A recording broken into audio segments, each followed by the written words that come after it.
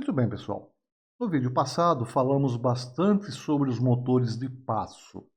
Vimos os tipos, suas principais características e os modos de acionamento desses motores. Nesse aqui, vamos dar uma ideia de circuitos para todos os modos de acionamento que estudamos. Eu estou chamando de prática justamente por isso, né? Porque eu vou mostrar circuitos para cada tipo de acionamento que a gente já estudou e vou mostrar, inclusive, esses circuitos montados em protoboard e com o motorzinho em funcionamento.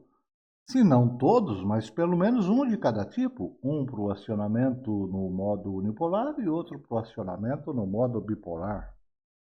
Nessa figura, mostro os principais blocos de um circuito de acionamento do motor de passo. Quero deixar claro que existem diversas formas de se implementar circuitos de controle do motor de passo. Cada bloco representado nessa figura pode ser implementado por circuitos diferentes, mas de uma maneira geral, são essas partes que constituem um circuito de acionamento desses tipos de motores. Então nós temos aqui vários bloquinhos, né? Um circuito oscilador, que é um circuito que vai gerar pulsos. A gente sabe que o motor de passo funciona através de pulsos. Nós precisaremos de um circuito que vai sequenciar esses pulsos. Eu representei aqui por dois blocos, porque nos circuitos que eu vou mostrar aqui para vocês, eu adotei esse tipo, tá legal? A gente já vai explicar cada uma dessas partes aqui, mas isso aqui poderia muito bem ser formado por um único bloco. Na sequência, vem uma lógica combinacional. Essa lógica combinacional, pessoal, é formada por portas lógicas simples aí, tudo bem?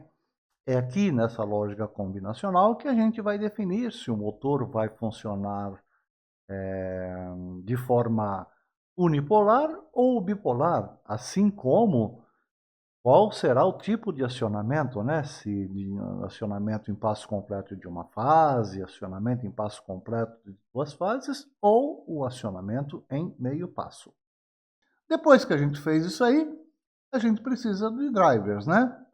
Esses drivers aqui são constituídos normalmente por transistores e é esse circuito aqui que vai determinar qual é o valor de tensão que a gente vai aplicar nas bobinas desse motor e dimensionado corretamente para ser capaz de fornecer a corrente exigida pelas bobinas do motor. E, finalmente, o nosso motor propriamente dito.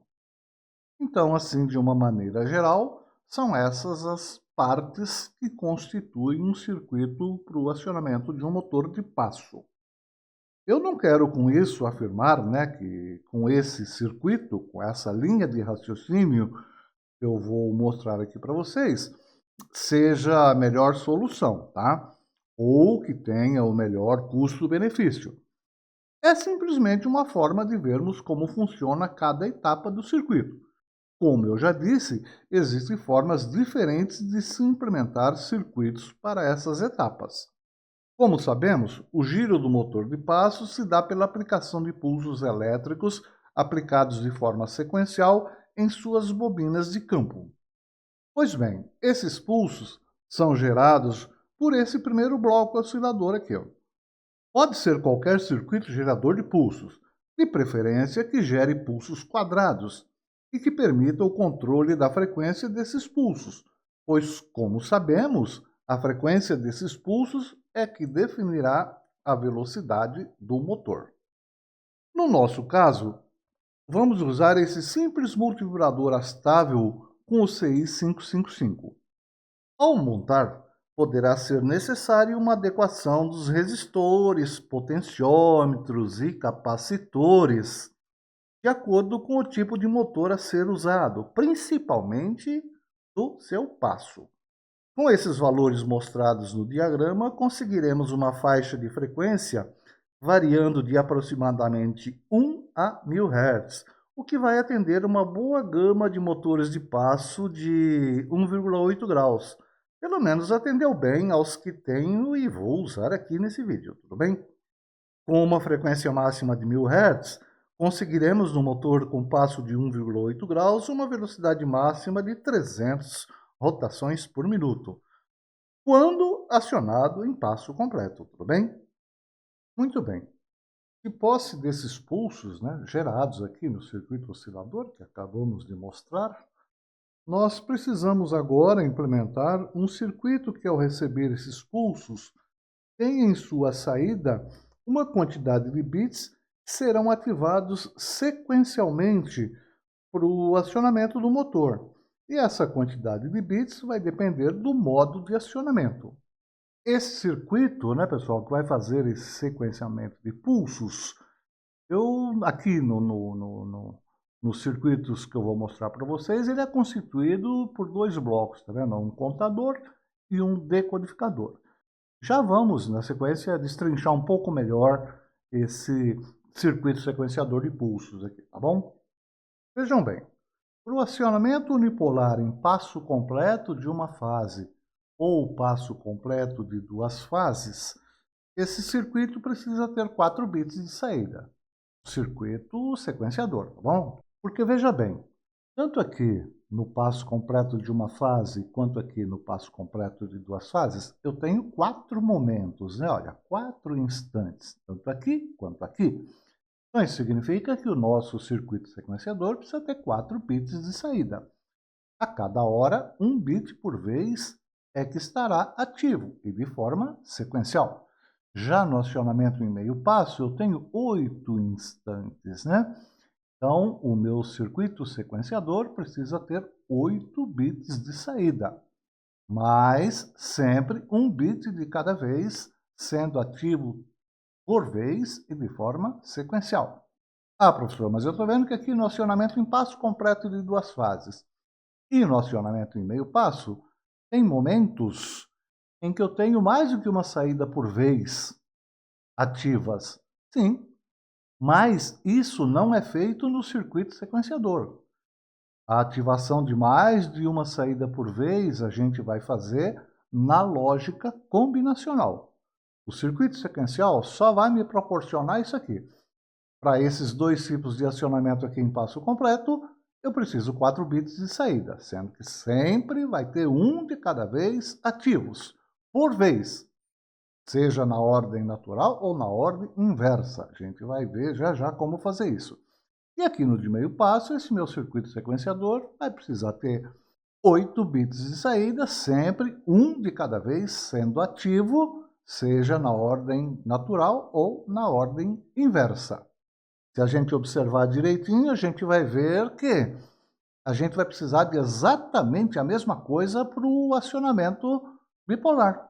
Olha só, eu tenho 4 instantes aqui no passo completo de uma fase, 4 instantes aqui no acionamento em passo completo de duas fases. Então, significa que o meu sequenciador precisa ter 4 bits de saída, tanto para essa situação quanto para essa. E continuo precisando ter 8 bits de saída aqui no acionamento em meio passo. Ah, professor, mas aqui está mais complicado ainda, porque aqui eu estou tendo inversão de polaridade, né? Sim, mas o circuito sequenciador não tem nada a ver com isso aí. Tá? Quem vai fazer isso aí é a nossa lógica combinacional, que vai ativar lá os transistores do nosso driver, né? Seja ativando uma fase por vez ou duas fases de cada vez, e proporcionar essa inversão de polaridade necessária nas bobinas do estator do nosso motor. Então é aqui que a gente vai fazer se vai ser ativo 1 bit por vez ou 2 bits por vez. Legal? Aqui a gente vai ter só uma sequência na saída ou de 4 bits ou de 8 bits. Legal? O resto a gente faz aqui, entre a lógica combinacional e os drives que serão acionados por essa lógica combinacional. Por enquanto, a gente está preocupado apenas em gerar esses pulsos de forma sequencial. Essa etapa, pessoal, pode ser qualquer circuito sequencial, tá? Que contém o número de bits necessário para cada tipo de acionamento. 4 para o acionamento em passo completo ou 8 para o acionamento em meio passo, conforme a gente já acabou de mostrar aí, né? Existem até circuitos desse tipo já prontos na forma de circuitos integrados. Só precisamos ficar atentos quanto ao fato de que, se precisarmos que o motor tenha inversão de rotação durante o seu funcionamento, esse circuito deverá ser capaz de proporcionar a sequência inversa desses pulsos. Aqui na nossa explicação, vamos mesclar dois circuitos para essa etapa, um decodificador e um contador. O decodificador vai nos fornecer os bits sequenciais e o contador os valores necessários para ativar esses bits de forma sequencial, bem como a direção dessa sequência. Vamos dar uma olhadinha mais de perto, então, aqui nesse circuito sequenciador de pulsos. Como podemos ver na figura, ele é formado por um contador e um decodificador. Como decodificador, eu estou usando aí esse CI, o 4028, que é um decodificador de BCD para decimal. Vejam que ele possui 4 bits de entrada, né? Aqui, ó, A, B, C e D, para os valores em BCD. E 10 saídas, né? Numeradas aí de 0 até 9, que serão ativas uma a uma de acordo com o valor em BCD aplicado nessa entrada, então. Notem pela sua tabela verdade que para valores BCD não válidos na entrada, ou seja, valores maiores que 9, nenhuma saída é ativada. Então, olhem só, de 0 a 9, nós temos aqui os valores em binário, né? De 0 a 15. De 0 até 9, ele sempre vai ter uma saída ligada. Qualquer valor aplicado nessas entradas A, B, C, D, que for um valor em binário maior do que 9, todas as saídas estão desligadas. Já sabemos que não vamos usar as 10 saídas. Pelo que vimos até agora, para o acionamento em passo completo, precisaremos de 4 bits de saída. E para isso deveremos ter na entrada valores em BCD de 0 a 3. Já para o acionamento em meio passo, precisaremos de 8 bits de saída, portanto valores em BCD na entrada de 0 a 7. Esses valores em BCD que vamos aplicar aqui na entrada desse decodificador são provenientes de um contador, como a gente pode ver nessa figura, né? Então, nós temos aqui o decodificador, que a gente está mostrando para vocês lá, e os valores em BCD, que a gente está aplicando aqui na entrada do decodificador, então, estão vindos de um contador. Estou usando aí como contador o nosso bom e velho 4029, que é um contador bastante versátil, pois ele conta em binário de 0 a 15 ou em BCD de 0 a 9 e mais, de forma crescente ou decrescente. Observem que já incorporei o circuito oscilador, o circuito que vai aplicar pulsos no contador para o incremento ou decremento desse contador. Notem a chavinha no pino 10 aqui, do 4029, que seleciona se o contador será crescente ou decrescente. E isso vai definir o sentido de giro do motor. Eu disse há pouco que nesse estágio do circuito, se necessitarmos dar inversão de rotação no motor, precisamos inverter a sequência dos pulsos aplicados ao motor. Pois é, a contagem crescente ou decrescente vai nos possibilitar isso. Já vimos também que precisaremos dois tipos de sequenciador, um com 4 bits de saída para o acionamento em passo completo ou de 8 bits para o acionamento em meio passo. É claro que já já vamos incorporar aqui na saída do contador o nosso circuito decodificador, que a gente acabou de mostrar agora há pouco. Então precisaremos que o contador conte de 0 a 3 para o sequenciamento de 4 bits, ou que conte de 0 a 7 para o sequenciamento de 8 bits. Se vocês observarem direitinho, verão que esse contador está setado como binário. Olha aqui o pino 9 ligado ao VCC. Dessa forma, ele vai contar de 0 a 15 quando crescente ou de 15 até 0 quando decrescente, e de forma contínua e repetitiva. E aí, como ficam os valores de 0 a 3 ou de 0 a 7 de que precisamos? Sejamos práticos, né, pessoal?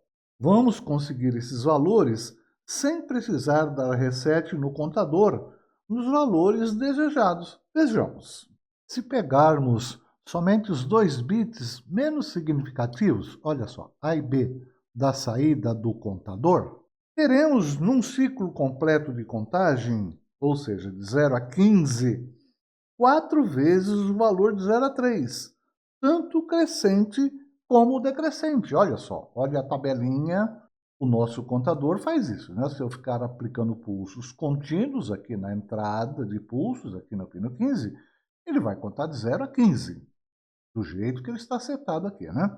Acontece que de 0 a 15, se eu utilizar somente esses dois bits aqui, ó, o A e o B, os dois bits menos significativos, né, da saída do contador, eu vou ter 4 vezes o valor de 0 a 3, tá vendo? Ó? 0, 1, 2, 3. E aí vem de novo, ó, 0, 1, 2, 3. Pronto, temos 4 vezes. Então, eu não preciso ficar fazendo ele resetar no 4. Eu deixo ele contando direto de 0 a 15 e eu vou ter os valores de 0 a 3 de que eu necessito. Se eu colocar ele para contar de forma decrescente, nós vamos ter 4 vezes o valor de 3 até 0. Da mesma forma, né, pessoal, se eu usar as 3 bits de saída do contador ABC, olha só, na sua contagem completa de 0 a 15, eu vou ter 2 vezes o valor de 0 a 7, tá vendo? Ó? Aqui eu tenho 0, 1, 2, 3, 4, 5, 6, 7. E aí de novo, de 0 até 7. E fica contando de 0 a 7, de 0 a 7, sem a gente precisar dar o reset no 8. É mais simplesinho isso aqui, mais fácil, né? Assim, para o acionamento em passo completo, seja de uma fase ou de duas fases, nosso circuito fica dessa forma. Como vemos, temos uma saída de 4 bits no decodificador que são ativados sequencialmente, de acordo com os valores em binário de 0 a 3 aplicados em sua entrada, pelos 2 bits menos significativos da saída do contador. Então temos aqui as 4 saídas do contador, veja que estamos usando só 2, né? Essas 2 saídas aqui do contador a gente está aplicando na entrada do decodificador. Então eu só estou usando 2 entradas do decodificador, a A e a B. Eu não posso deixar entradas, né, pessoal, em aberto, senão fica uma condição indefinida. Então, como a gente não está usando aqui as entradas C e D, que são os pinos 12 e 11, a gente aterra, tá? Para garantir nível lógico 0, tudo bem? Na saída não tem importância, você pode deixar em aberto mesmo, né? Mas numa entrada você não pode deixar uma condição indefinida. Então, conforme os valores que eu vou ter aqui nessa entrada, a entrada A e B, que vai variar de 0 a 3, né?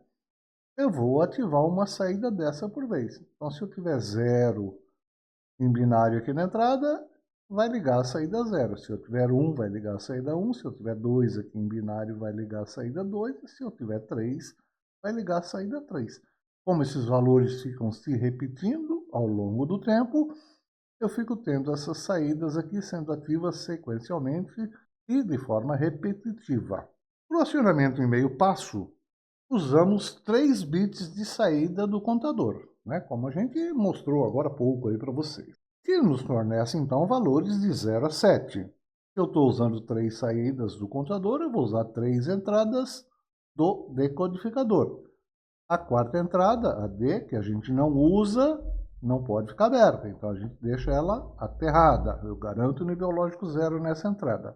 Eu vou ter valores variando aqui de 0 a 7, de modo que, se eu tiver o valor em binário aqui 0, é essa saída 0 que será ativa. Se eu tiver o valor binário 1, é a saída 1. E assim por diante, até a gente chegar no valor 7. Quando a gente tiver 7 em binário aqui, é a saída 7 que estará ligada. Como esses valores de 0 a 7 ficam se repetindo de forma constante, eu fico tendo esses canais de 0 a 7 sendo ativos, um de cada vez, de forma repetitiva. Dá para a gente acompanhar direitinho aqui na tabela verdade, né? Pessoal, a gente fica tendo aqui essas saídas sendo ativadas uma de cada vez, do 0 até o 7, ou aqui, do 0 até o 3, isso se o contador for crescente. Se eu selecionar ele como um contador decrescente, é claro que nós vamos ter Inicialmente, essa saída 3, depois a 2, depois a 1, depois a 0, e a mesma coisa aqui, né? Primeiro a 7, depois a 6, e assim vai até a 0. Então fica a sequência em ordem invertida. E é isso aí que vai nos possibilitar a inversão de rotação do motor, como a gente vai ver logo adiante. Eu vou mostrar esse circuito montado no protoboard para vocês, para a gente visualizar essas saídas sendo ativas com LED, tá legal? A gente vai ter que montar mesmo esse circuito para ver o motor funcionando, mas vamos parar nesse instante aqui. Então a gente vai ver essas 8 saídas sendo ativas de forma sequencial para o acionamento em meio passo, ou vamos ver essas 4 saídas sendo ativas de forma sequencial para o acionamento em passo completo. A gente vai visualizar isso aí lá montado no protoboard através de LEDs. Muito bem, pessoal, aqui está o nosso circuito montado então no protoboard. Acho que dá para a gente até conseguir enxergar aí, né? Olha, tem aqui o nosso CI555, que é o nosso multijurador astável, está aplicando pulso aqui no 4029, que é o contador. E aqui na sequência nós temos o decodificador, o CD4028. Estão os componentes do circuitinho oscilador. Coloquei um potenciômetro aqui para a gente alterar a frequência desse oscilador e um botãozinho aqui, ó, onde a gente vai provocar a contagem decrescente do nosso contador. Tá? Com isso a gente vai inverter a sequência. Coloquei LEDs aqui para a gente observar as saídas do decodificador. Na mesma montagem, eu vou mostrar 2 circuitos. Esse aqui é o acionamento para o motor de meio passo, onde o nosso decodificador tem 8 saídas. Né? O nosso circuito sequenciador, então, tem 8 bits de saída. E, aproveitando a montagem, a gente só vai fazer uma mudançazinha, desconectar essa ligação aqui, que é o bit C do contador, que está entrando no bit C do decodificador. Então aí a gente vai ter valores aqui só de 0 a 3. Então, tirando essa conexão aqui, a gente vai ficar com esse circuito aqui, tá? Então só consigo entrar com valores de 0 a 3 lá, tá? O nosso circuito vai continuar lá com os 8 LEDs conectados, mas vocês vão ver que quando eu tirar essa ligação aqui, nós só vamos ter uma sequência de 4 bits acendendo. Combinado? Então vamos lá, vou ligar a fonte de alimentação e vamos ver essa coisa funcionando. Então aqui está o nosso circuito em funcionamento. Veja que a nossa frequência aqui está baixa, né? E o nosso sequenciamento está da esquerda para a direita. Isso porque o contador está contando de forma crescente. Se a gente atuar aqui no potenciômetro, nós vamos aumentar essa frequência. E com esse aumento de frequência, a gente estaria provocando o aumento da velocidade no motor. Olha só. Aí, aproximadamente 1000 Hz. Isso no oscilador, tá, pessoal? Muito bom. Olha só, vamos diminuir. Eu disse que se a gente colocar o contador para contar na forma decrescente, a gente vai inverter o sequenciamento desses bits aí de saída do decodificador, né? Do nosso circuito sequenciador. Então vamos lá, vou pressionar a chavinha. Olha só. Estamos com a ordem inversa de acionamento dos bits de saída do circuito sequenciador. Isso aí provocaria a inversão de rotação do nosso motor. Mas eu disse que eu montei num circuito só aqui, dá para a gente ver os dois, né? Essa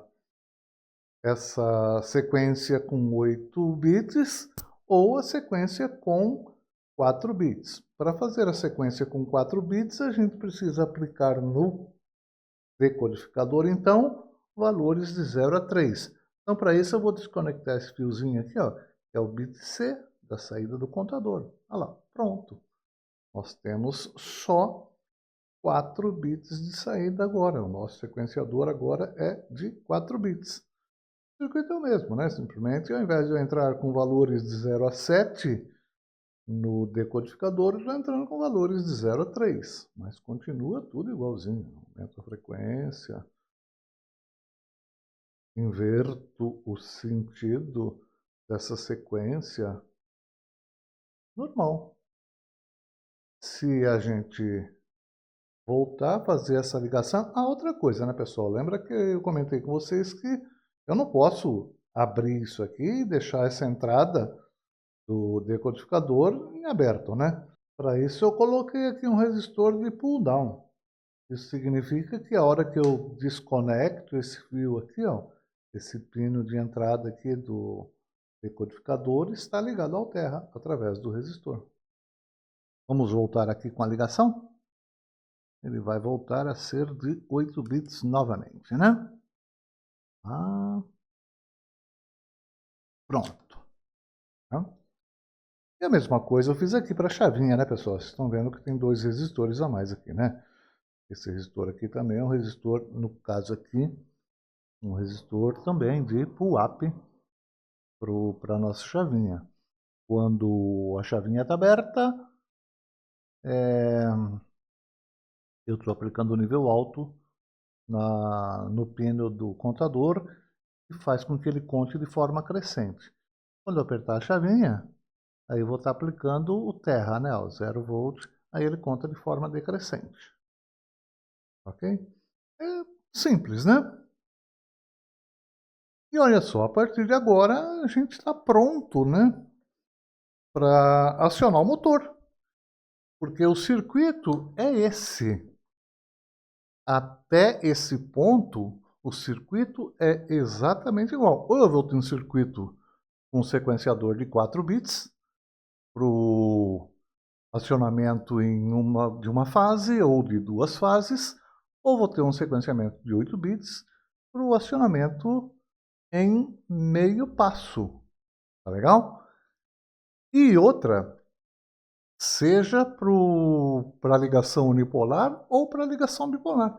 A gente já vai ver como daqui para frente. O que vai mudar daqui para frente para acionar uma fase por vez ou 2 fases por vez é aquela lógica combinacional que a gente vai inserir depois do nosso circuito sequenciador.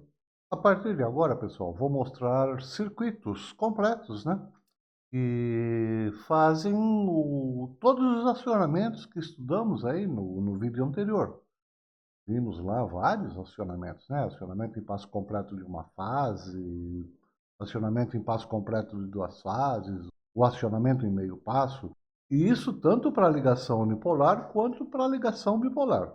Pois é, então é isso que a gente vai fazer agora, tá? Vou mostrar circuitos para todos esses acionamentos. No final, vou até mostrar o acionamento em micropassos, utilizando-se de um desses drivers que a gente compra já pronto. Vamos começar aqui então pelo controle unipolar, com o acionamento em passo completo de uma fase.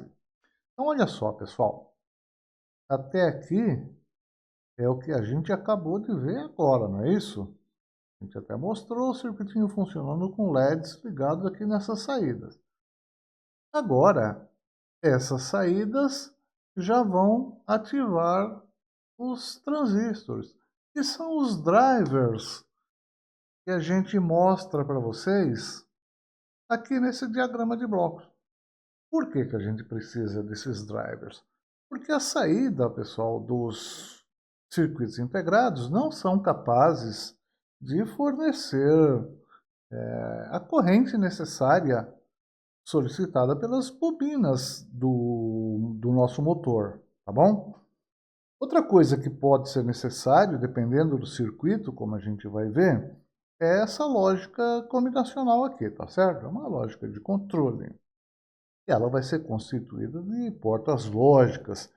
E, como eu disse, vai depender do tipo de acionamento do motor que a gente desejar fazer. Ou que o motor permita, tá certo? Olha só, para esse acionamento aqui, acionamento em passo completo de uma fase, na ligação unipolar, eu não preciso daquela lógica de controle. Eu já vou pegar a saída do sequenciador aqui e ativar os transistores na sequência correta que precisa. Pessoal, aqui no desenho eu coloquei as cores dos fios, tá certo? O marrom, laranja, vermelho, amarelo, preto, são as derivações centrais. Mas a sequência é essa, tá? Ó. A mais, A menos, B mais, B menos. Nós precisamos acionar essas bobinas segundo essa tabela que a gente viu aqui, tá certo? Então, primeiro a gente vai aplicar tensão no A mais, depois no B mais, depois no A menos, depois no B menos, e fica repetindo isso aí. E é o que a gente está fazendo aqui. Pessoal, para não cruzar fios aqui, eu mudei aqui a sequência, tá? Se você olhar no desenho anterior, quando eu mostrei lá com LEDs, vamos ver a sequência. Olha, 3, 14, 2, 15.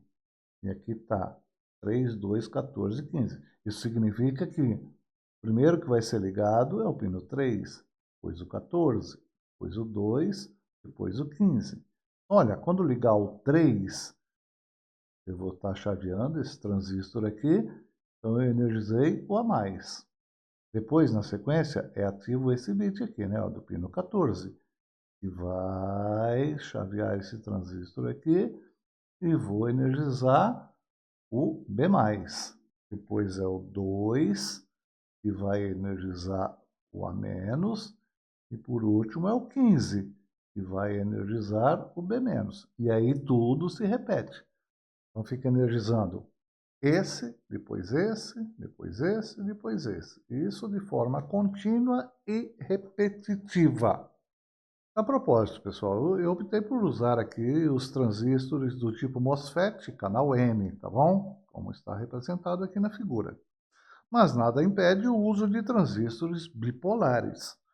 No caso específico dos MOSFETs, nem precisaríamos desses resistores de gate aqui, tá bom? Isso para o transistor em si. Esse resistor é para proteger a saída do circuito anterior, a saída do circuito integrado aqui, tá bom? Uma vez que devido à existência de capacitâncias parasitas aqui no gate desses transistores do tipo MOSFET, isso provoca picos de corrente indesejáveis, né? No seu acionamento. E esses picos de corrente podem forçar a saída aqui dos circuitos integrados. Existem algumas variações na forma de se fazer essa proteção, tá legal? Essa é a mais simples. Encontramos no mercado da eletrônica até TCI já prontos para esse fim, os chamados drivers para acionamento de MOSFET. Eu estou usando aqui, como indicado aqui, o IRF 640. É um exagero para o acionamento dos motores que vou usar aqui, tá bom? Mas é o que tenho aqui no momento. Se consultar o datasheet desse transistor, a gente vai ver que o fabricante diz que ele controla uma corrente de até 18 amperes. Sabemos também que dificilmente conseguiremos esse valor na prática, mas de qualquer forma estão superdimensionados para os motores que eu vou utilizar aqui. Outra coisa que podemos observar são esses diodos aqui, ó, em antiparalelo com as bobinas do motor. A função deles já conhecemos, né? É eliminar a força contra-eletromotriz desenvolvida por um indutor na sua desenergização. A princípio, podemos usar qualquer tipo de diodo, claro que bem dimensionado para que não sofra danos. É aconselhável nesse tipo de uso que sejam diodos de comutação rápida. Por isso optei por esse MUR 260, como está indicado aqui, tá bom? Que é um diodo para 2 amperes, tensão reversa de 600 volts e um tempo médio de comutação bem mais rápido que diodos retificadores comuns. Vejam que nesse circuito precisamos de uma sequência de 4 bits, como já comentamos, aqui na saída do decodificador, do nosso circuito sequenciador. Daí estarmos aplicando em sua entrada somente 2 bits aqui do contador, tá? Os 2 bits menos significativos aqui do contador, da saída do contador. Lembram-se, né? Com esses 2 bits, num ciclo completo do contador binário, ou seja, um contador que conte de 0 a 15, nós vamos ter 4 vezes o valor de 0 a 3 de que a gente precisa, como a gente já comentou aqui, tá certo? Então, com o contador contando de 0 a 15, nós vamos ter 4 vezes o valor de 0 a 3. Se você for um cara atento, vai perceber que a polaridade de tensão que a gente está aplicando aqui nas bobinas do motor está ao inverso do que eu expliquei no vídeo anterior, né? No vídeo anterior, a gente considerava as derivações centrais ligadas ao terra e ia aplicando positivo nas extremidades das bobinas. Aqui acontece o inverso, né? Olha só, as derivações centrais estão ligadas no VCC e, conforme o transistor é comutado, a extremidade da bobina é aterrada, né? O transistor se comporta como uma chave. Não muda nada, né, pessoal? Porque eu até comentei lá na explicação do vídeo anterior que essas derivações centrais devem ser ligadas num ponto comum. Se conectadas ao terra, a gente vai aplicar positivo nas extremidades. Se conectado ao VCC, a gente aplica o negativo nas extremidades, que é o que está acontecendo aqui, tá? A sequência continua a mesma de acionamento das bobinas, então o motor vai funcionar naturalmente.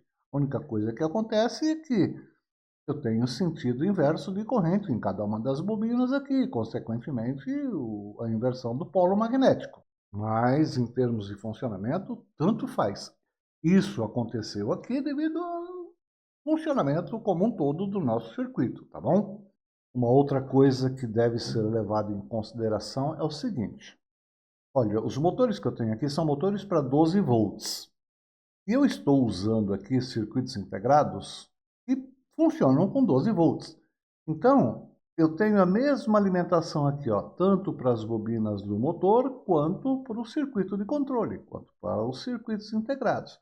Eu nem anotei aqui o valor de tensão que eu vou usar na prática. Na prática, eu vou usar 12 volts, tá? Que atende tanto essa parte aqui do circuito, quanto essa parte aqui, tudo bem?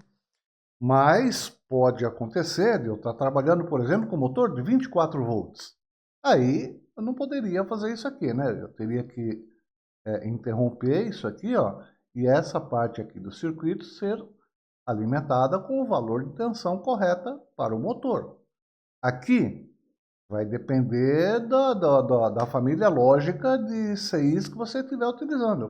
Eu poderia estar utilizando aqui, por exemplo, circuitos integrados da família TTL. Então eu teria que trabalhar aqui com 5 volts.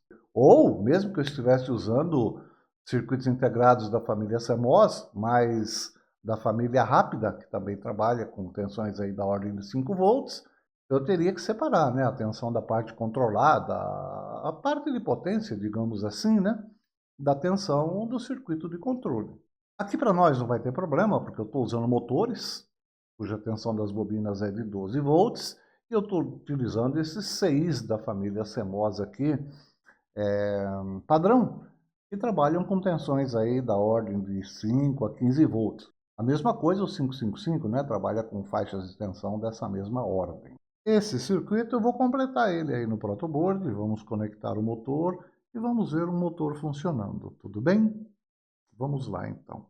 Então aqui está, pessoal, o nosso circuito com o motor conectado. Observem que é o mesmo circuito, exatamente o mesmo, tá? Eu simplesmente tirei aquela carreira de LEDs que a gente tinha aqui e coloquei os 4 transistores. Esse é o circuitinho de acionamento mais simples que tem. Eu não preciso daquela lógica combinacional. Eu já pego os 4 bits de saída aqui do sequenciador e já ativo os transistores. E nos transistores a gente conecta o motor. A propósito, estou utilizando aqui um motorzinho velho que eu tenho aqui, simples, retirado de equipamentos descartáveis, sucata mesmo, tá? É um motorzinho unipolar de 6 fios. Ele é de ímã permanente com passo de 7,5 graus, tá bom? Então temos aqui os 6 fios. Vejam que lá no diagrama eu coloquei cores de fios, né? Justamente as cores desse motor aqui, tá vendo? As extremidades das bobinas De uma bobina, olha, o marrom e o laranja, e da outra bobina, o vermelho e o amarelo. E a gente tem aqui os dois pretos, que são as duas derivações centrais, que estão ligadas aí a um ponto comum. No caso, aqui do nosso circuito, eles estão conectados ao VCC. E o transistor vai fazendo o chaveamento de acordo com a sequência fornecida pelo nosso decodificador aí, pelo nosso circuito sequenciador. Eu disse que esse nosso circuito estava com pulsos sendo gerados aí no oscilador de frequências de em torno de 1 Hz, né? Então veja que, olha só, dá até para perceber o passo aí de 7,5 graus numa frequência bem baixa, então uma velocidade bem baixinha do motor. E esse nosso oscilador aqui vai com uma frequência de até aproximadamente 1000 Hz. Então, com esse circuito aqui, é a velocidade máxima que a gente vai conseguir chegar com o nosso motor aqui, tá? Esse motor eu não ia conseguir velocidades muito mais altas do que isso não, tá, pessoal? Ele é um motor de baixa velocidade, em torno de uns 300. Está na faixa da maioria dos motores de passo, né? De 300 a 500 rotações por minuto. Então, a qualquer instante eu posso dar a inversão de rotação, né? Pronto. Quando eu faço o contador contar de forma decrescente, eu inverto a sequência de pulsos, então inverte o sentido de rotação do motor. Eu posso dar inversão de rotação na velocidade que for, né? Estou na máxima velocidade que a gente consegue aqui com esse circuito e vou dar inversão de rotação. A rotação, essa inversão de rotação é imediata, tá? As respostas dos motores de passo são muito rápidas, tá? Olha lá, a inversão aqui com essa frequência bem baixinha. E é isso, tá? Circuitinho bastante simples para controle do motor de passo. Aliás, todos os circuitos para controle de motor de passo não é assim nem um bicho de sete cabeças, não. Todos eles são relativamente simples, tá? A gente vai ver nos próximos acionamentos aí e vai aumentar aí um CI, onde a gente vai precisar de portas lógicas aí para fazer aquela lógica combinacional para ativar mais de uma bobina por vez, né? Para ativar mais de uma fase por vez. Nesse acionamento aqui é ativado uma fase por vez, tá? E por ele ser uma ligação unipolar, então é uma bobina de cada fase que está sendo ativada por vez. Tudo bem, pessoal? Então, acho que está demonstrado o funcionamento desse circuito sem maiores problemas, né? Sem maiores dificuldades. Deixa eu só chamar a atenção de vocês para uma coisinha antes de encerrar esse vídeo aqui. Vocês perceberam que eu não coloquei aí os diodos, né? Aqueles diodos de proteção, os diodos de roda livre. Não coloquei aqui porque é só para uma demonstraçãozinha rápida, né? Não vamos ter maiores problemas aí para o circuito. Mas fosse uma situação real, onde esse motor ia funcionar bastante tempo, é bastante aconselhável que seja colocado os diodos, tá? Aqui eu não coloquei para a montagem não ficar muito poluída. E como é rapidinho, não chega a prejudicar tanto assim o nosso circuito. E vamos ao acionamento em passo completo de duas fases. Pessoal, a gente ainda está no controle unipolar, tá bom? Nesse acionamento em passo completo de duas fases, a gente sabe que vai ter sempre duas fases de cada vez energizadas, não é isso? Para que a gente consiga isso, a gente precisou acrescentar alguma coisa aqui no circuito, olha só. É aquela lógica combinacional que a gente mostrou para vocês no diagrama de blocos lá, tá? São quatro portas lógicas. Eu nem especifiquei aqui qual é o CI que eu vou utilizar, tá? Porque aqui é só uma explicação teórica, mas se a gente fosse montar isso aqui na prática, seguindo a mesma família lógica que a gente está usando aqui, a gente usaria aqui o CD4071, que é um circuito integrado que possui quatro portas U. Até aqui, né, na saída do sequenciador, é exatamente a mesma coisa, né? Vai ligar o 3, 14, 2, 15 sequencialmente de forma repetitiva. Agora, essa lógica combinacional aqui é que vai fazer com que dois transistores seja chaveado de cada vez. E, consequentemente, vamos energizar duas bobinas de cada vez. Como a gente já viu que deve acontecer, aqui, né? De acordo com essa tabela aqui, olha. Acionamento em passo completo de duas fases. Então, a gente tem inicialmente A mais e B mais, depois desliga o A mais, mantém o B mais e liga o A menos. Aí nós temos A menos e B menos e, por fim, A mais e B menos. Isso aí fica se repetindo de forma contínua e repetitiva, né? Então, voltando aqui para o nosso circuito, é exatamente isso que essas quatro portas lógicas vão fazer. Olha só, no instante inicial, esse pino 3 aqui que está ativo, né? Está em nível lógico 1. Então, isso aqui como é uma porta lógica, ou sai 1 aqui, olha, ativa T1. Então, energiza a mais.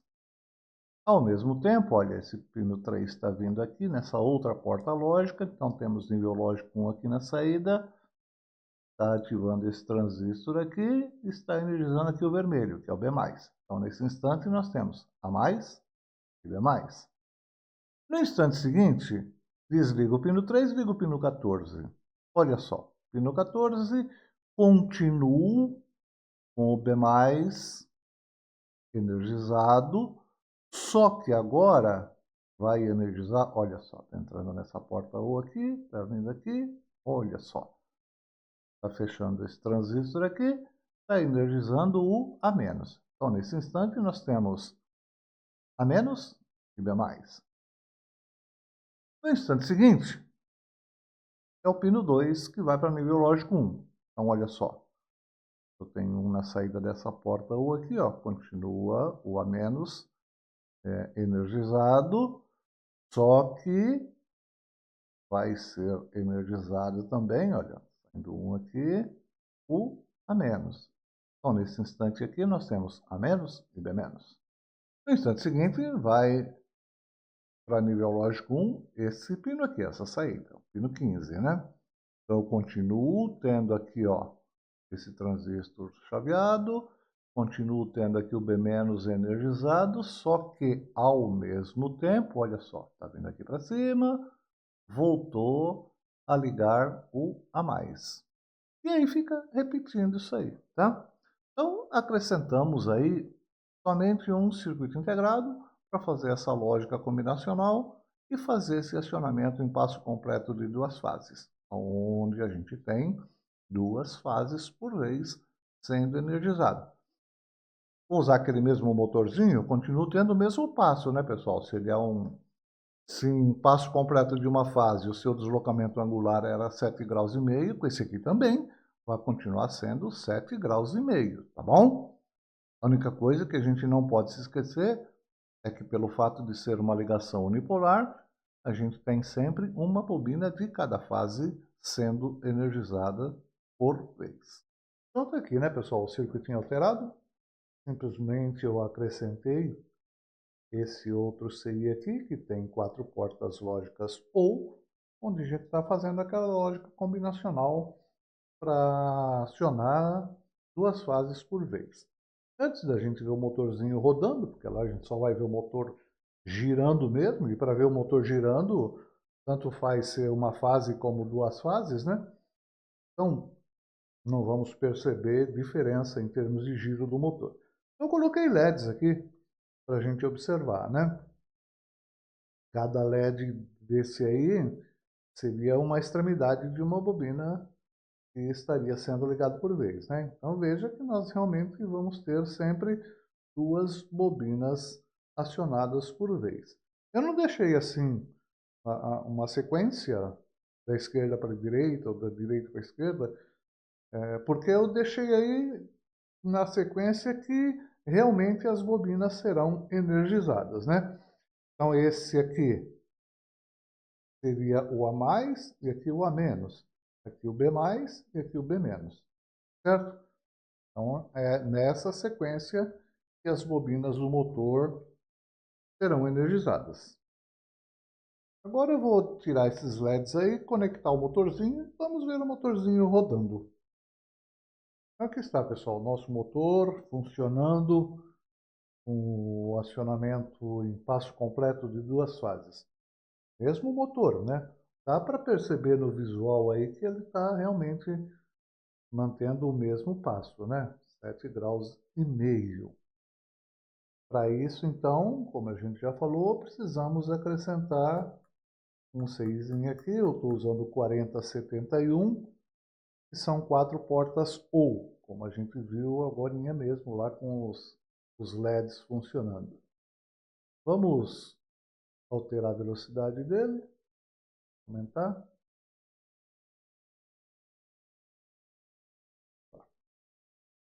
Mesmo comportamento. Exatamente a mesma coisa, né? Conseguimos chegar à mesma velocidade máxima. Vamos dar inversão de rotação. Pronto. Normal. Funciona perfeitamente, né? Então, já vimos 2 circuitos. 2 funcionando muito bem.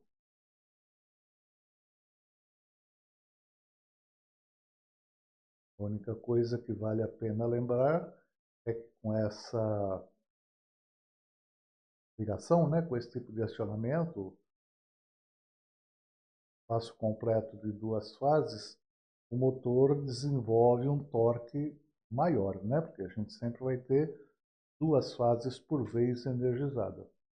Então ele desenvolve um torque mais elevado, se comparado ao passo completo de uma fase, né? Então aí não tem segredo, como a gente já disse, né?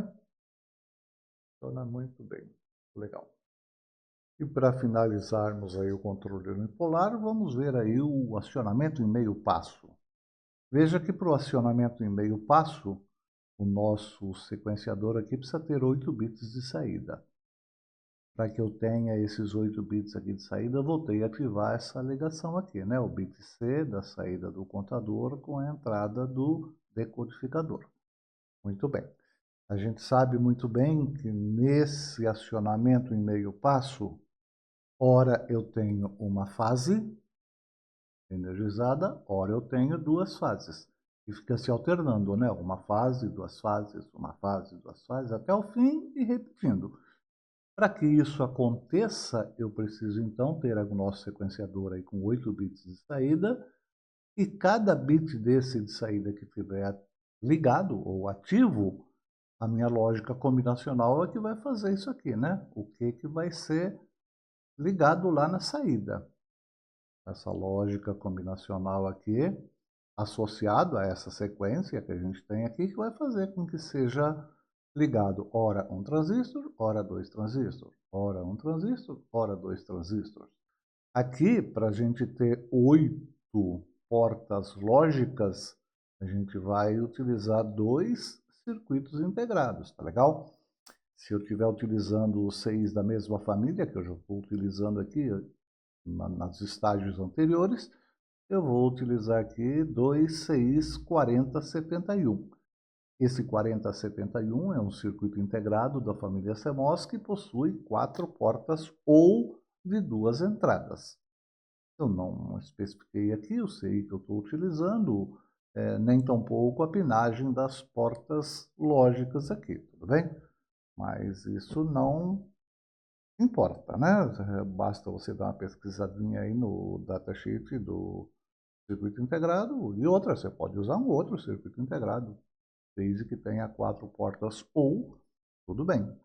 Eu vou mostrar isso aí montado no protoboard, mas antes da gente ver o motor rodando, eu vou mostrar através de LEDs o chaveamento desses transistores aqui, tudo bem?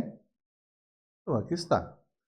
Veja que pelo fato de eu ter que acrescentar aí 2 circuitos integrados, ficou meio bagunçado aqui, meio apertado, né?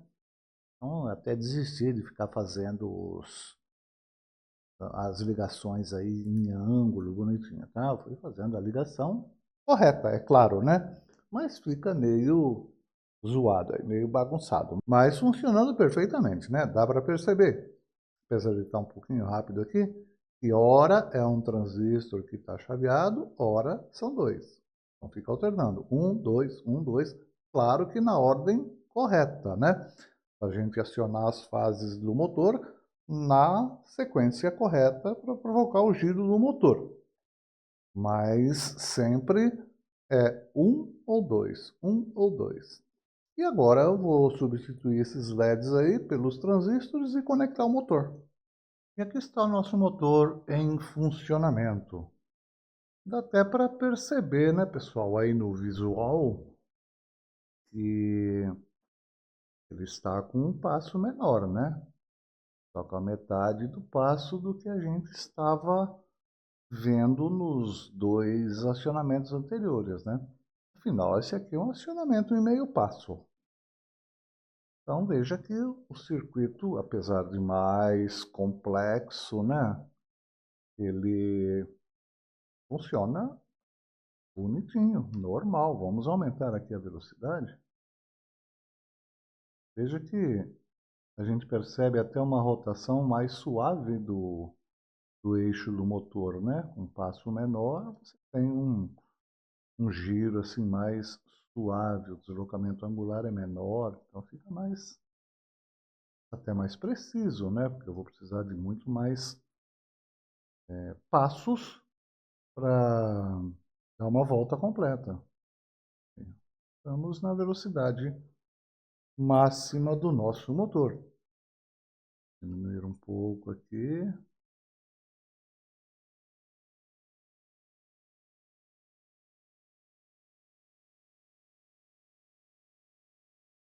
Vamos ver a inversão de rotação.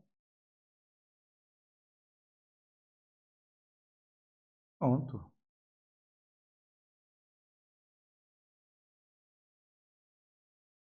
Aí demonstrado então o acionamento do motor unipolar em meio passo. Muito bem. Vamos falar agora dos circuitos para o acionamento bipolar do motor de passo. No acionamento bipolar também temos esses três modos de acionamento que acabamos de ver para o unipolar. Ou seja, o acionamento em passo completo de uma fase, o acionamento em passo completo de duas fases e o acionamento em meio passo. O circuito, até aqui, né, a etapa de sequenciamento de pulsos, são exatamente os mesmos, tá, pessoal?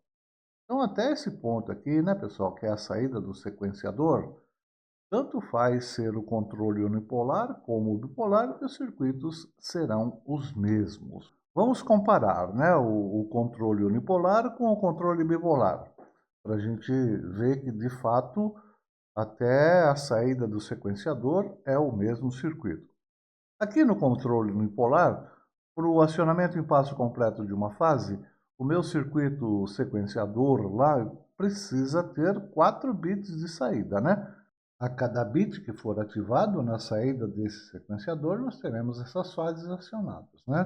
Para o passo completo de duas fases, também continuamos precisando de 4 bits, né? Cada vez que cada um desses 4 bits for ativado, nós vamos ter o acionamento dessas fases, né? Isso aqui a gente viu que é feito numa lógica combinacional. E no acionamento de meio passo, nós precisamos ter um sequenciamento de 8 bits, né? E cada vez que um deles for ativado, acontece isso aqui. Aqui também precisamos de uma lógica combinacional depois do circuito sequenciador, né? Porque tem momentos em que mais de uma fase é energizada por vez. Vejam que é a mesma coisa para o controle bipolar, né? Olha, para o passo completo de uma fase, nós precisamos ter 4 instantes, então 4 bits de saída do circuito sequenciador. A mesma coisa, para o passo completo de duas fases, preciso ter 4 bits. E para o acionamento de meio passo, eu continuo precisando dos 8 bits de saída lá no nosso circuito sequenciador. O que vai ser feito depois aqui, essas inversões de polaridades e quantas fases são ativadas por vez, isso aí é feito através da lógica combinacional. Vejam bem, o que muda no acionamento unipolar para o acionamento bipolar é que enquanto no unipolar é energizado uma bobina de cada fase por vez, no bipolar são energizadas as duas bobinas de cada fase por vez. Tudo bem que no diagrama a gente representa a fase A uma única bobina, mesma coisa para a fase B. Mas nós sabemos que essa fase A aqui é constituída de duas bobinas ligadas em série. Então, quando eu falo que eu estou energizando a fase A, estou energizando essas duas bobinas ligadas em série da fase A. A mesma coisa para a fase B. E a energização dessas bobinas, então, é feito através de uma lógica combinacional. Nós temos exatamente o mesmo sequenciamento de pulsos, tá bom? E, como a gente já comentou e mostrou, é exatamente a mesma coisa. Um outro complicador, se é que podemos chamar assim, é o fato de que no acionamento bipolar temos a inversão de polaridade da tensão aplicada nas bobinas, ou nas fases, não é isso? A cada vez que essa bobina ou fase é energizada novamente. Isso é feito, então, na lógica de controle, que ativarão os transistores correspondentes das pontes H do driver de corrente, o que proporcionará essa inversão de polaridade de tensão aplicada às bobinas, e, obviamente, na sequência correta, né? Vamos começar analisando aqui, então, o acionamento em passo completo de uma fase para o controle bipolar. Tá? Estamos falando agora do controle bipolar. Muito bem. Podemos ver no diagrama o que eu disse há pouco. Até a saída do sequenciador, o circuito é exatamente o mesmo. Mas observem que temos 4 inversores na saída do sequenciador. Esses inversores são necessários porque eu optei por usar 2 transistores de canal N e 2 transistores de canal P para formar cada ponte H. Poderia usar aí 4 transistores de canal P em cada ponte H? Sim, poderia. Aí eu nem precisaria utilizar esses inversores. Mas dessa forma é a mais usual e até mais elegante. Vejam bem, precisamos para esse acionamento 8 transistores para compor as duas pontes H. Então temos aí 4 de canal N, esses 4 aqui de baixo, e 4 de canal P, esses 4 aqui de cima. Nos de canal N, continuo usando os mesmos transistores que usei no acionamento unipolar, tá? O MOSFET IRF640. Já os de canal P, estou usando o seu par complementar, que é o IRF 9640. Ambos possuem as mesmas características físicas e elétricas, só que um é canal N, que é ativo com nível alto de tensão em seu gate, e o outro é canal P, ativo com nível baixo de tensão. Daí a necessidade dos inversores. Pessoal, aqui pelo fato de ser inevitável o cruzamento de fios aqui, o cruzamento de traços, devido à quantidade de transistores que a gente tem aqui, né? Eu optei por deixar essas saídas aqui, ó, na sequência correta, tá? Então, primeiro vai ligar o pino 3, depois o 14, depois o 2, depois o 15. Vejam que essas saídas normais aqui estão vindo nos gates dos transistores aqui de baixo, os de canal N. E essas saídas negadas, através desses inversores aqui, estão vindo nos gates dos transistores aqui de cima, tá bom? Os transistores de canal P. Então vamos ver aí uma sequência desses 4 bits aqui. Então, no instante inicial, vamos supor que esse pino 3 aqui é o que está ativo. Esse nível alto de tensão aqui está vindo no gate desse transistor T6 aqui, está fechando esse transistor. Aqui inverteu, então eu tenho nível baixo de tensão no gate de T1. Então esse transistor T1 está fechado. Então o que está acontecendo aqui? Estou aplicando positivo aqui no A+, e negativo, olha o terra aqui, né? O negativo aqui no A-. Muito bom. No instante seguinte, é o pino 14 quem liga. Então, olha só, nível alto de tensão aqui, ó, está vindo no gate do transistor T8. Então, está fechando esse transistor. Esse nível baixo de tensão aqui está vindo no gate do T3. Então, está fechando esse transistor. Nesse instante, eu estou aplicando o positivo no B+, negativo no B-. No instante seguinte, o bit que vai estar ativo é esse aqui do pino 2, né? Esse nível alto de tensão aqui está vindo no gate do transistor 5 e o nível baixo de tensão aqui está vindo no gate do transistor 2. Então, estão fechados T2 e T5. E o que está acontecendo agora? Eu estou aplicando o positivo no A- e o negativo no A+. Então, inverteu a polaridade de tensão nessa bobina. No próximo instante, é esse pino 15 aqui que estará em nível lógico 1. Então, esse nível alto de tensão aqui está vindo no gate de T7 e o nível baixo de tensão aqui, né, depois do inversor, está vindo aqui no transistor 4. Então, quem está fechado agora? T4 e T7. E isso está fazendo com que eu tenha positivo no B-, negativo no B+. Então, inverteu agora a polaridade de tensão nessa fase B. E aí fica tudo se repetindo, como deve ser, né? Veja que não é tão difícil a gente fazer com que essas bobinas sejam energizadas na ordem correta e com a polaridade de tensão invertida, né? Proporcionadas por essa lógica de controle que a gente está tendo aí com esses inversores e pelas pontes H. Assim como eu disse lá nos circuitos do acionamento unipolar, aqui também poderíamos usar transistores bipolares, tá bom? Ao invés do MOSFET de canal N, usaríamos um transistor NPN. E no lugar do MOSFET de canal P, usaríamos um bipolar PNP. Tudo fica um pouco maior aqui, né, pessoal, no acionamento bipolar. Porque além de precisarmos de 8 transistores para acionarmos o motor, nós também vamos precisar de 8 diodos, esses diodos de roda livre, né, e 8 resistores de gate. Então aqui está, pessoal, nosso circuito montado com o motor já em funcionamento. Olha só, estou usando um motorzinho usado também, antigo.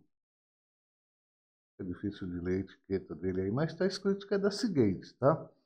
Então esse motor é um motor que foi retirado de um HD, daqueles mais antigos, né? Que eram grandes pra caramba, tá? Mas é um motor de passo bipolar de 4 fios. A gente até comentou no vídeo passado, né? Que esses motores de 4 fios são bipolares. Não dá para fazer outro tipo de acionamento, né? Tudo bem que eu posso fazer o acionamento em passo completo de uma fase, ou de 2 fases, de meio passo e até mesmo em micropassos. Mas ele é um motor bipolar, ele não permite outro tipo de ligação. Muito bem, tá aí então o circuito em funcionamento, motor rodando. Vamos só dar uma explicaçãozinha aqui. Bom, aqui a gente tem as partes já manjadas que a gente até agora vem aproveitando, né? O gerador de pulsos com o 6555, o contador com o 4029 e o decodificador com o 4028. Essa parte aqui é o nosso circuito sequenciador. Como eu estou com o passo completo de uma fase, eu preciso de um sequenciamento de 4 bits. Aqui tem aqueles 4 inversores que a gente mostrou no diagrama para vocês, né? Então, para isso, eu estou usando esse aí aqui, que é o 4069. Muito bem.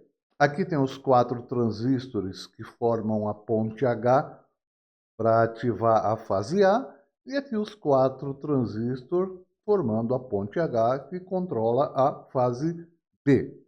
Aqui nessa montagem, por ser uma montagem rápida e provisória, eu nem coloquei os resistores de gate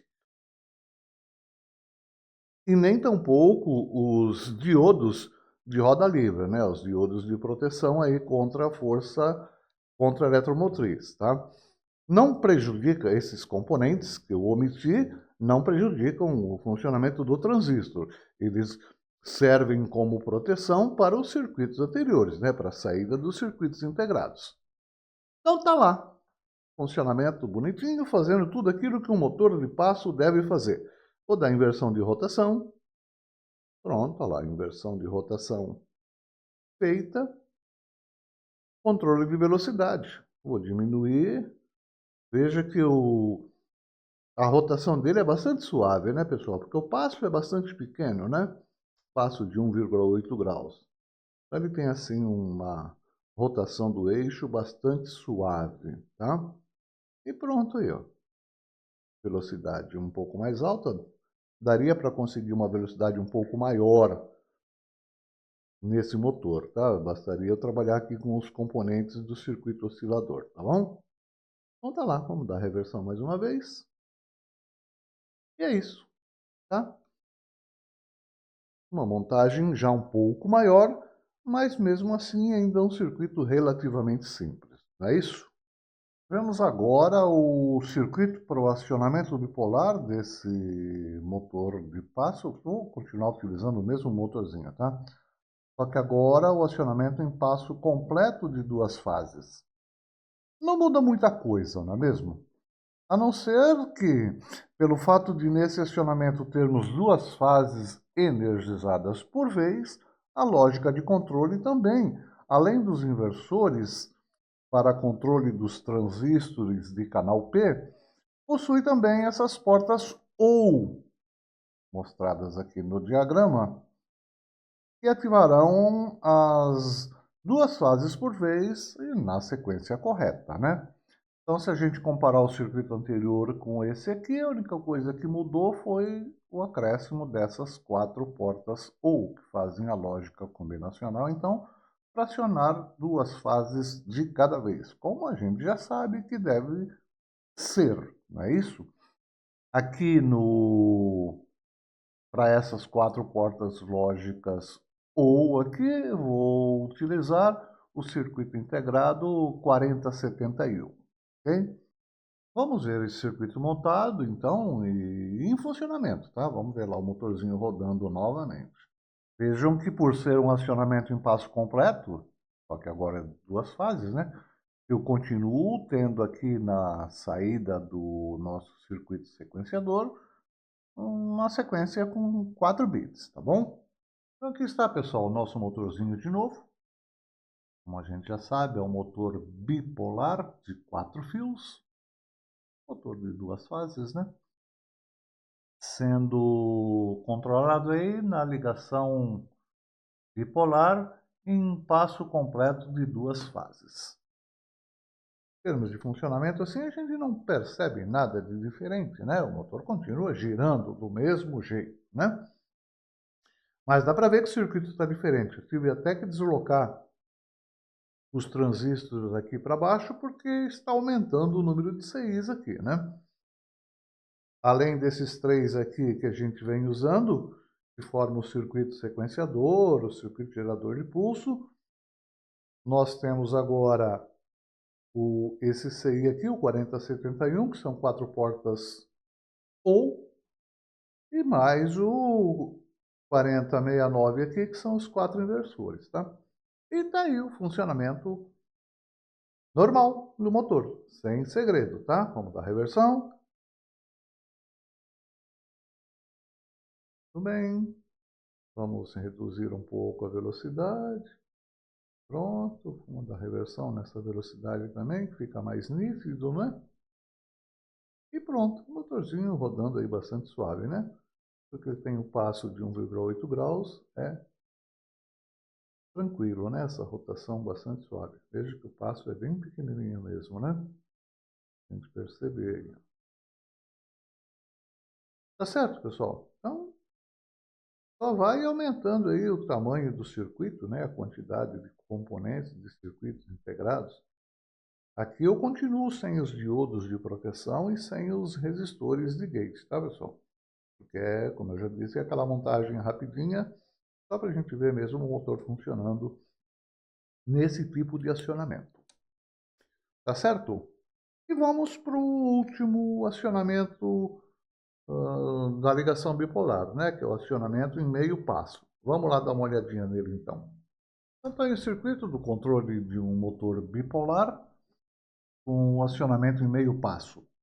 Não muda muito do que nós vimos no circuito anterior, né? A diferença nesse aqui é que agora nós temos uma lógica combinacional aqui com 8 portas lógicas de 2 entradas.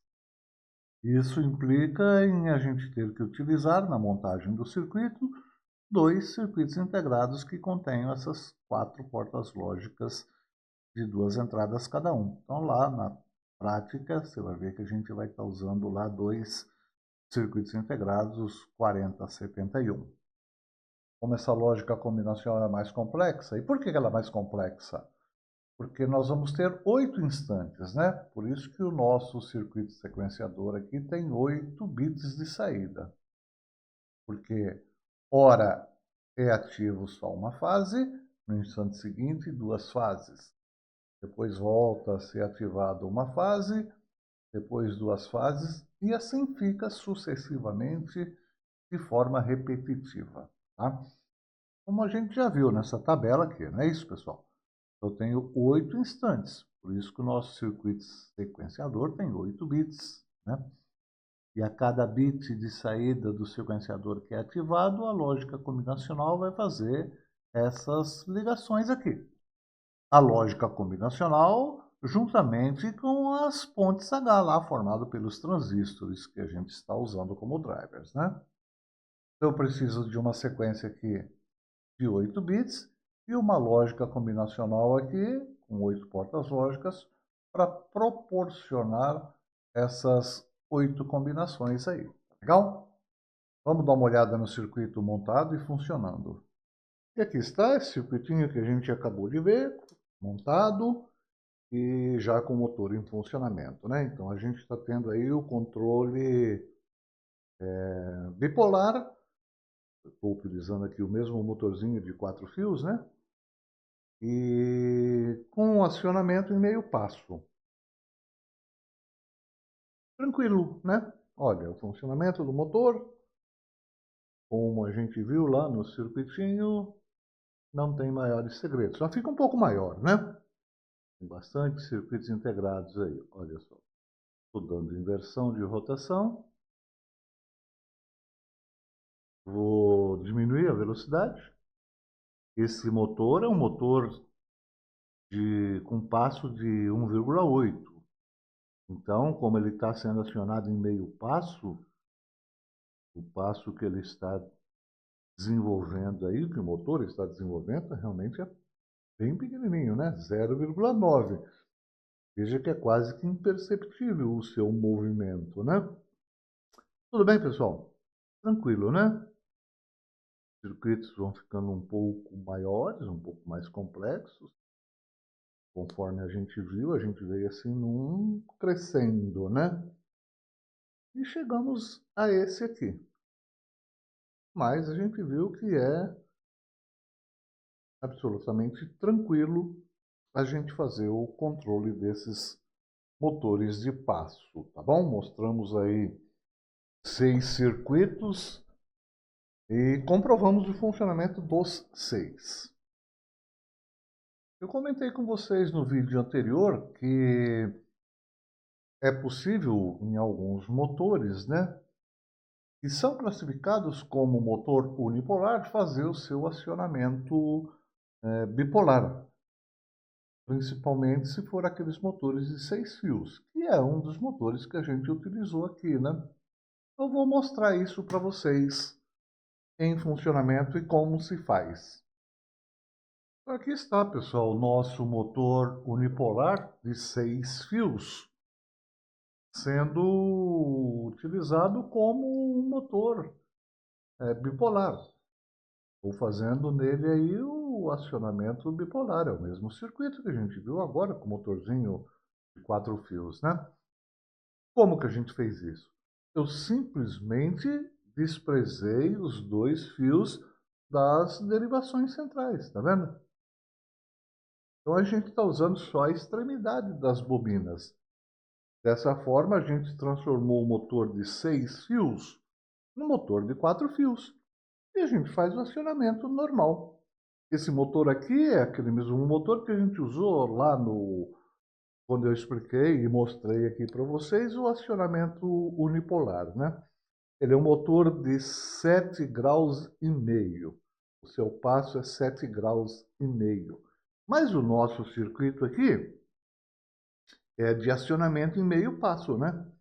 Então esse motor, ele está com um passo de 3,75 graus, né? Vou até diminuir aqui na menor velocidade para você perceber que o passo dele aqui, ó, a gente consegue enxergar que realmente é menor do que o que a gente via quando a gente acionava ele em passo completo. Tudo bem? É tranquilo, né? Os motores de 6 fios nos permitem, então, fazer os dois tipos de acionamento, unipolar ou bipolar. Controle total do motor, normal. Ó, a reversão.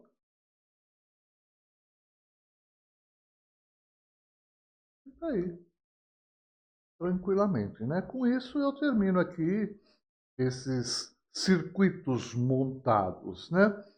Falta mostrar para vocês ainda o acionamento em micropassos.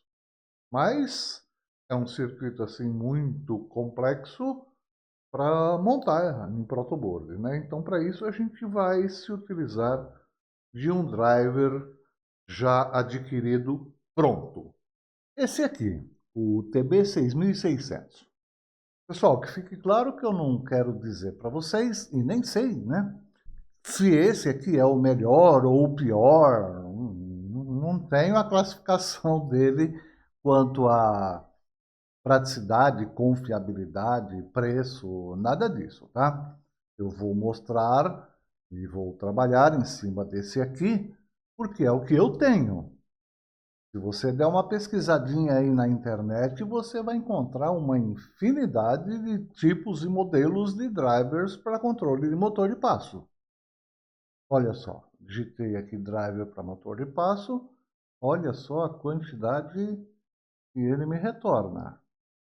É uma fartura, tá bom? Então, você escolhe, procura, lê sobre cada um deles e vê o que melhor atende à sua necessidade. Vou falar sobre esse porque é o que eu tenho. Esse driver faz então o controle do motor em micropassos. Já sabemos o princípio de funcionamento em micropassos. Falamos dele no vídeo anterior, né, onde a gente falou só teoricamente sobre os motores de passo. Quem não viu esse vídeo, eu acho que vale a pena dar uma olhadinha. É um vídeo bastante longo, tá? Mas mostra muita coisa que precisamos saber para o que estamos abordando aqui nesse vídeo. Esse driver especificamente, o TB6600, ele é bastante versátil. Nos oferece alguns recursos muito úteis, como uma ampla faixa de tensão de alimentação. Dá até para a gente ver aqui, né? Olha, ele pode ser alimentado de 9 a 42 volts. Valores de corrente de saída, vários valores que a gente pode selecionar, de acordo com essa tabelinha aqui. E a quantidade de pulsos para que o eixo do motor dê uma volta completa. Tudo isso que ele nos oferece, né? Essa regulagem de corrente, quantidade de pulsos por volta, nos permite acionar aí alguns tipos diferentes de motores de passo. Esse driver especificamente controla o motor de forma bipolar, tá bom? Então devemos ter o cuidado de trabalhar com motores que permitam esse tipo de acionamento. O controle da corrente do motor e dos pulsos por volta é feito através dessas microchaves que estamos vendo aqui na figura.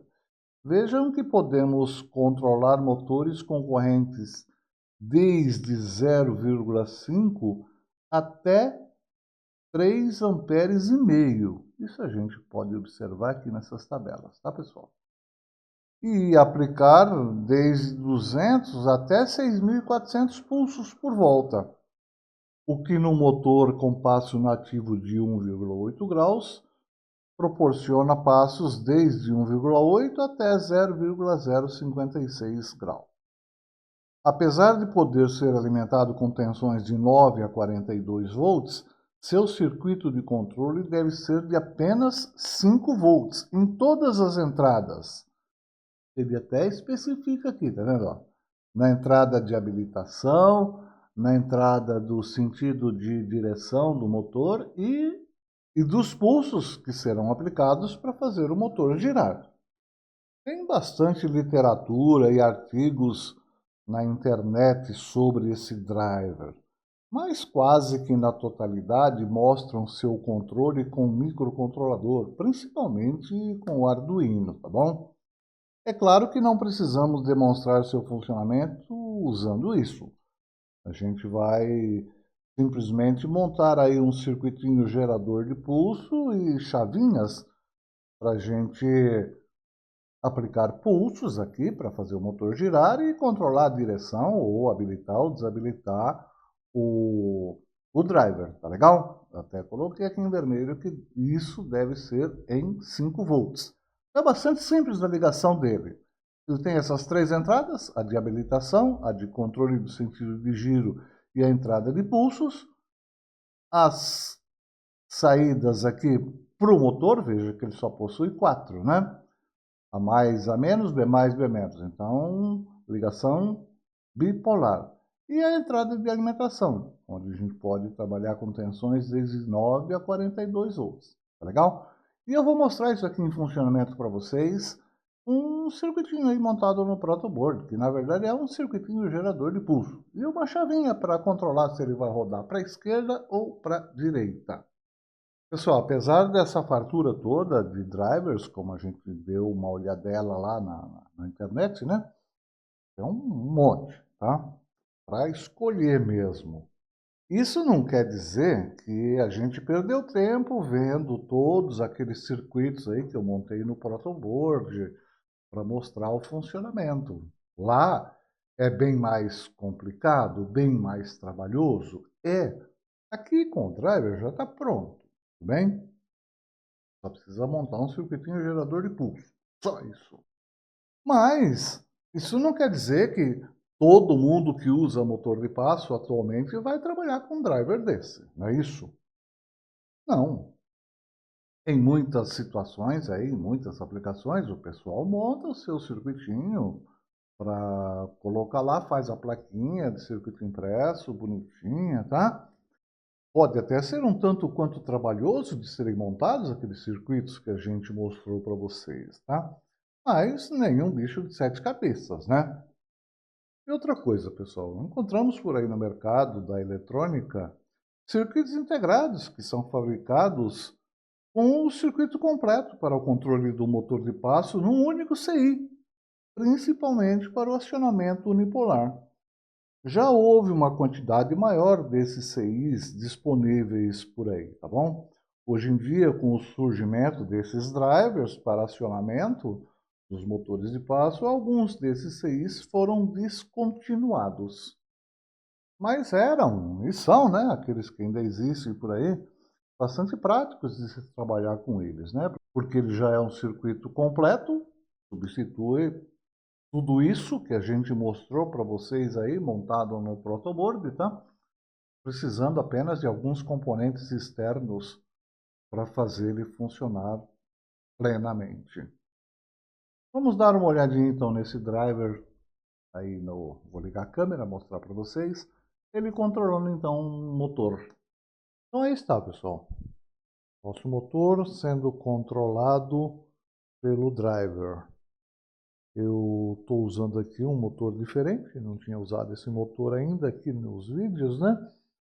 Mas esse aqui é um motor de 8 fios. E ele está ligado aí em paralelo, tá? Ligação paralela.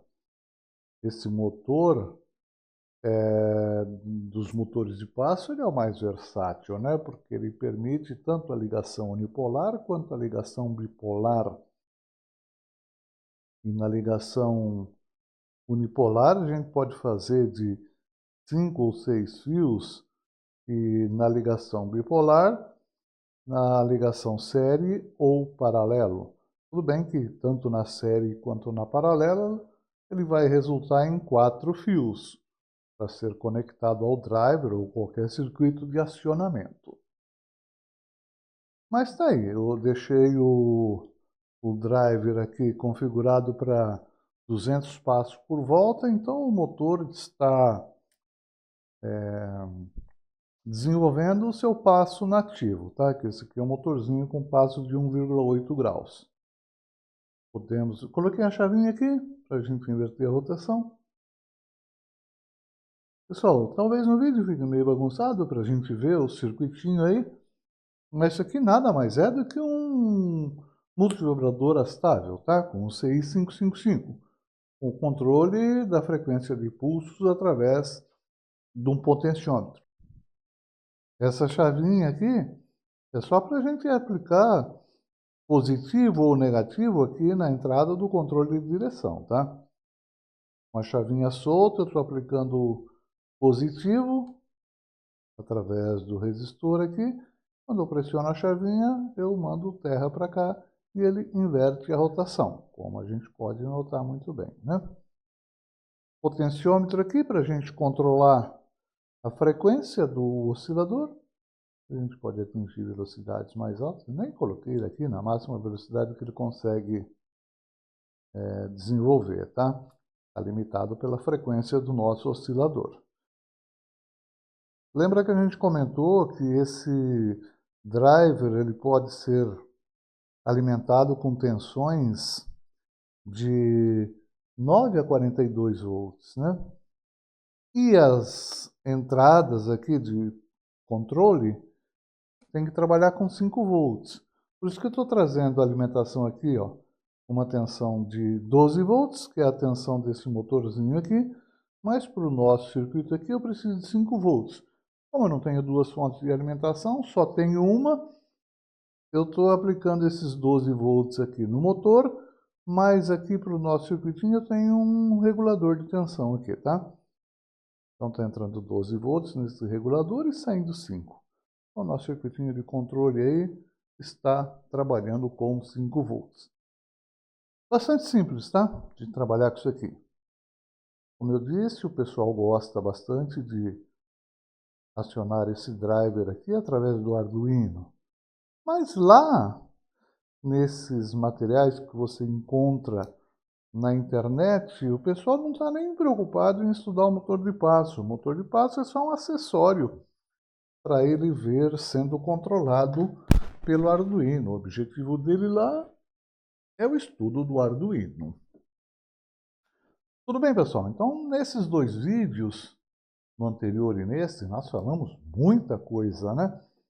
Sobre os motores de passo. Mas eu acredito que deu para a gente ter aí uma boa noção, né? Do que é, para que serve e como trabalhar com eles. Tá bom? E é isso aí, pessoal. Até uma próxima oportunidade.